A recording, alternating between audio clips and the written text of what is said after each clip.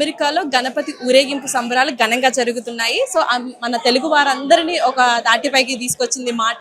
అసలు ఇంత అద్భుతమైనటువంటి కార్యక్రమం చేయాలి అంటే చాలా రోజుల నుంచి కృషి ఉంటుంది. అసలు ఎన్ని రోజుల నుంచి స్టార్ట్ చేశారు, సో ఎలా ప్లాన్ చేశారు అనే విషయాలు తెలుసుకుందాం. హలో అండి.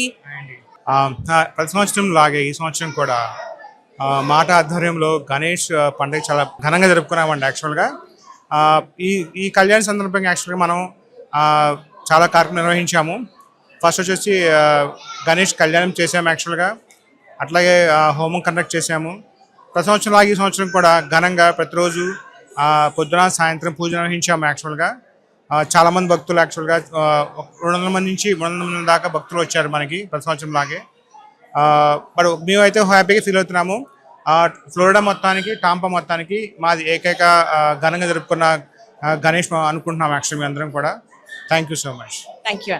చూస్తారు కదా, మన హైదరాబాద్ లో మిస్ అవుతూ ఉంటాము. అయ్యో గణపతి నవరాత్రికి ఆ ఊరేగింపు మిస్ అవుతుంటాము అని అనుకుంటాం కదా. సో అలాంటిది ఏమీ లేకుండా ఈ రోజు అమెరికాలో గణపతి ఉత్సవాలు చాలా అంగరంగ వైభవంగా జరుగుతూ ఉన్నాయి.